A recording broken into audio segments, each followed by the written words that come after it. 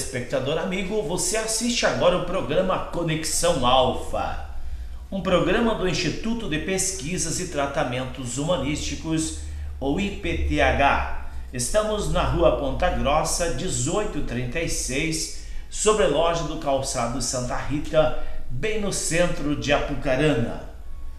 E você é o nosso convidado para as atividades filosóficas do IPTH. O IPTH é uma instituição de apoio à saúde mental e também uma instituição filantrópica e filosófica. Dentro da visão do IPTH, da parte filosófica, trabalhamos com a Academia Sul-Americana de Espiritologia Aplicativa. Falamos dentro da visão da espiritologia humanística e temos palestras públicas todas as terças-feiras, aberta à população, sextas-feiras 19h30 e sábado às 14 horas, constelações familiares, e vocês são os nossos convidados a conhecer as nossas atividades aqui, bem no coração de Apucarana. Olá, Mayusha, como vai? Olá, tudo bem? Tudo bem. Vamos falar sobre o que hoje no programa Conexão Alfa? Hoje nós vamos falar sobre retinose pigmentar. É uma doença que ocasiona a degeneração da retina. Sim. Então, a gente teve um paciente aqui no IPTH que na primeira sessão, na consulta dele, ele falou que começou esse problema de retinose com 18 anos. Daí, devido a essa dificuldade e certa resistência do paciente de falar do problema, a gente foi tratar a retinose dele de uma forma simbólica. Né, que a gente usa alguns símbolos ali durante a terapia. Só um pouquinho que eu quero orientar o nosso telespectador, que esta pessoa que veio para o tratamento, ele veio encaminhado pelo oftalmologista, pelo médico dos olhos. Falou, olha, o teu problema, o remédio não reage.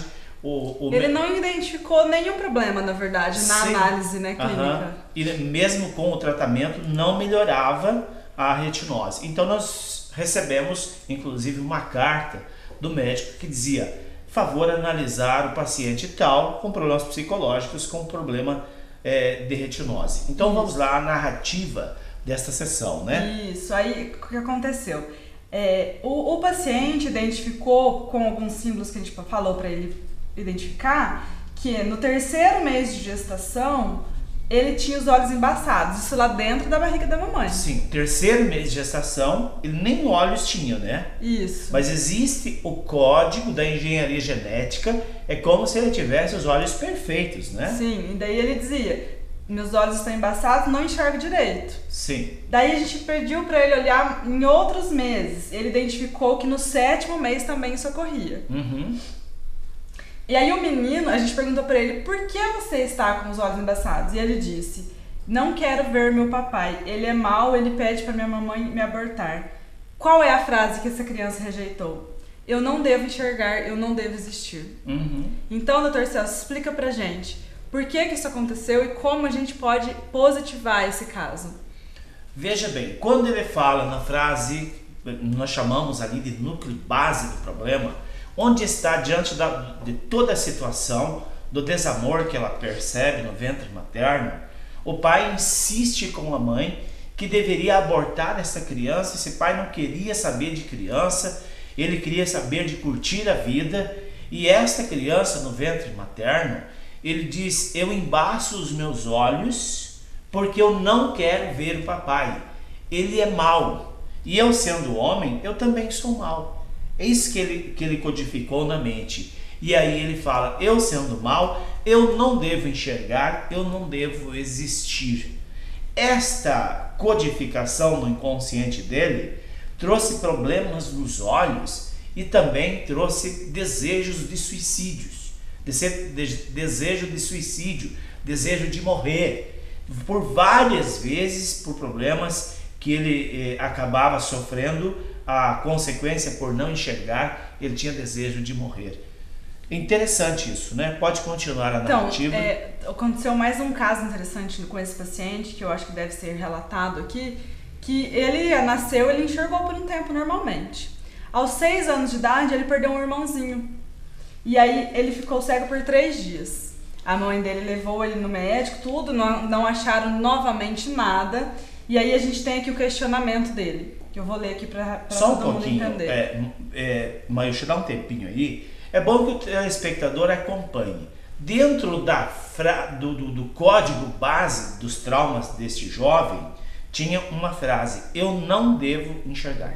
Sim. Quando ele perde o irmão, aciona novamente este registro de base e ele fica cego por 3 dias. Vamos então ao relato do inconsciente desse paciente. Então o paciente diz: estou cego, não vejo nada. Não vejo meu irmão morto. O terapeuta diz: você está cego mesmo? O médico confirma? E o paciente diz: o médico diz que não tenho nada na vista, mas eu não enxergo. Daí o terapeuta diz: quanto tempo durou essa cegueira? Daí ele diz: fiquei assim por 3 dias, depois voltei ao normal. Então o comentário base aqui é qual? O paciente identificou-se com um sentimento de culpa em relação à morte do irmão, porque ele tinha ciúmes da relação que o pai tinha com esse irmão. Sim. Então ele por um momento, ele achou que ele tinha matado esse irmão. Por isso a cegueira voltou por 3 dias, né, Dr. Celso? E o que faz desencadear? Esse é um gatilho que desencadeia o trauma primeiro. Vejam bem, ele tinha um registro de base que é: eu não devo enxergar. Quando ele diz eu não devo enxergar, ele tem aquele código adormecido dentro dele. Aí o que acontece? Depois dele, vem um outro filho que é aceito pelos pais. E o pai demonstra um amor maior, um amor mais verdadeiro pelo segundo irmão. E ele fica com ciúme. E aí quando esse irmão morre, ele pensa dentro dele que ele tem culpa do irmão morrer, porque ele não gostava do irmão. Não é que ele não gostava, ele sentia ciúme, porque o pai demonstrava muito claro a preferência pelo irmão.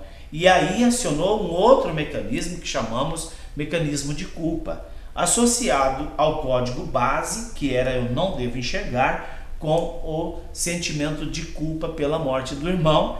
Isso bloqueou ele, a visão dele por 3 dias. Se esse paciente não fosse tratado terapeuticamente, qualquer coisa que acontecesse na vida dele que apertasse o gatilho do trauma, ele poderia ficar cego novamente. Sim, ele podia, tanto é que ele já veio para terapia adulto, com sérios problemas.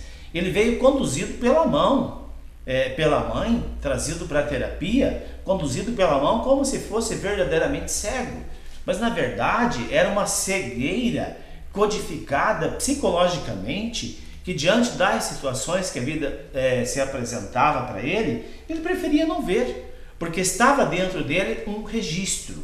Ele não vê a vida, ele não vê a felicidade presente nos momentos do dia a dia, então ele se fecha dentro dele, dentro desse contexto muito pesado, né, de não existir e de não ser amado. Foi uma fuga, uma forma que ele encontrou de poder viver. É porque, vejam bem, a ciência diz que 95% das doenças físicas são psicossomáticas, ou seja, a mente codifica e produz 95% das doenças. Até que prove o contrário, somente aquelas doenças oriundas de machucadura, que não são somatizações. Então, quero que o nosso telespectador entenda: a nossa mente é a mãe da doença, como é a mãe da saúde. É a mãe da riqueza, como é a mãe da pobreza. É a mãe da infelicidade, como a mãe da felicidade. Depende muito do período da gestação, e dos 3 anos da primeira infância são fundamentais, Mayusha. Sim, e se esse paciente também tivesse tratado quando criança, ele não teria desenvolvido a retinose, né? Na verdade, o que acontece? Quando a criança tem um problema de ordem fisiológica, que é os olhos, né, os pais recorrem, e está certo, deve recorrer primeiramente ao especialista dos olhos, mas os pais precisam olhar que existe em 95% das doenças um fundo emocional, ou seja, existe na mente da criança um registro que está acionando e adoecendo um membro X ou Y do corpo. Os pais precisam ver, olhar e entender que quando busca o profissional da medicina, o tratamento não avança, o medicamento não dá a resposta alopática ou terapêutica da forma como que prescreve a bula e diz o médico. Então precisa entender o quê? tem que olhar para um outro foco. Obrigatoriamente tem que buscar uma terapia alternativa para ajudar aquela criança a desencadear o processo de cura e o processo de ressignificação. Desistir, então, não é o caminho, né? A gente deve lutar sempre para tentar achar a solução, porque com certeza a solução existe. Nós acompanhamos aqui, Mayúcha, muitas pessoas com problemas graves de saúde. Já estão tratando há 10, 15 anos, 20 anos. Só que essas pessoas, a maioria delas, elas acostumam com o problema. E elas dizem, olha, eu estou tratando há 15 anos, mas agora acertaram o remédio, até que me sinto bem. Eu pergunto, até quando você vai carregar este vagão de dor?